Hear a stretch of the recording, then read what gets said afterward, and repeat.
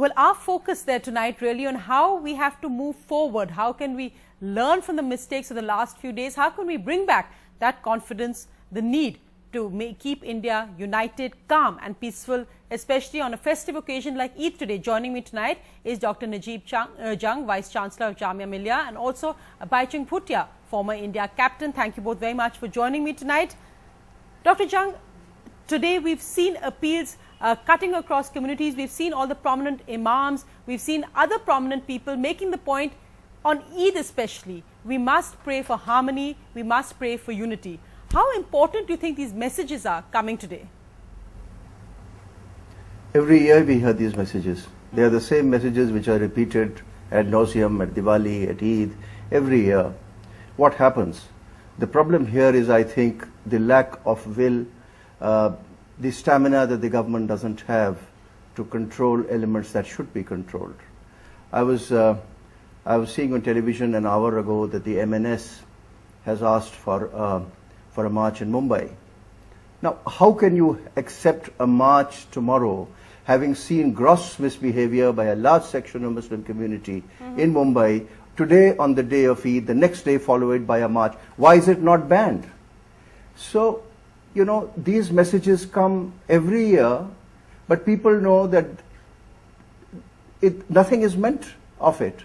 You're making the point. Yes. I really...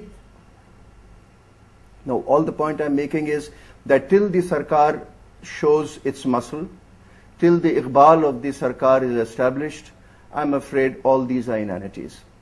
All these are said again and again. The point is, and I think perhaps why so many young people left is because in some ways the feeling that the government may make all the right noises, but will they actually take action? Baichung Bhutia, come in today. What would you like to say today? We've seen that is a sense of calm returning. It's lucky, and this will hopefully continue with a huge security now in Bangalore, etc., that there has been no untoward incident despite all the many rumours. What would you like to see now happen over the next few days?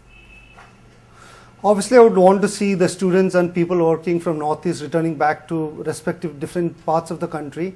Obviously, the damage is done. You know, the people who wanted to create, whether this SMS was a real or a rumours, whatever it meant, the damage already has been done to the people of Northeast, because they had to come back, leaving their work, leaving their studies as well. What Professor just said, I completely agree with him. I think what happened in Assam, it's not for the first time I think that's happened. We need to stop those kind of incidents happening in Assam and then different parts of the country as well. So that the more the hatred between communities come in, the more marches comes in, you know, I think it's just going to divide the country so much. So I think it's somewhere the government has to bring in the muscle power, show the strength, take serious actions against people who are trying to divide the country, and especially when there is a community problems or communal problems. I think either if the government is involved as well, you know, there must be a serious action taken, anybody who is involved in this kind of dividing the country.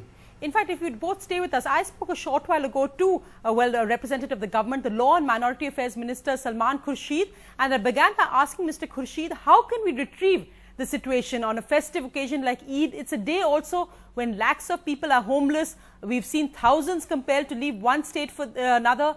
How can the government retrieve this situation? Well, not only feel, but I believe we have a deep commitment that the situation has to normalize, and that also as quickly as possible. I believe there are a lot of pseudo reasons for something like this to have happened. It's distressing. It's extremely painful.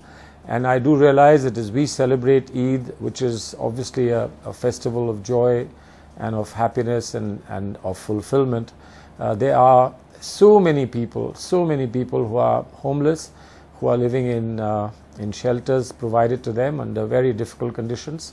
I think this is no time to go into the causes of why it happened. I think it's important first to get people comfort and safety and security, and make them feel confident again, and to as quickly as possible get them back into their homes with security. I think that's the highest priority that we have, and this is what we are committed to for the present. And then, of course, in due course, I believe we must ensure that such incidents are not repeated and the causes of such incidents are removed from the root.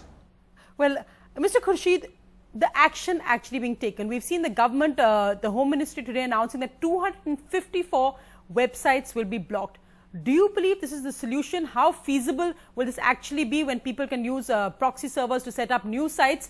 Isn't the real issue finding the people responsible behind these sites? Well, I do believe that the Home Minister is working 24/7 to ensure that he's able to intercept and to prevent any such damaging exercise.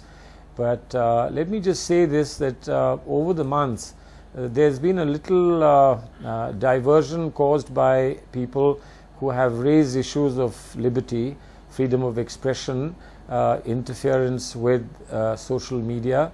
There is no intention by government to do anything which would be considered unreasonable, irrational or excessive.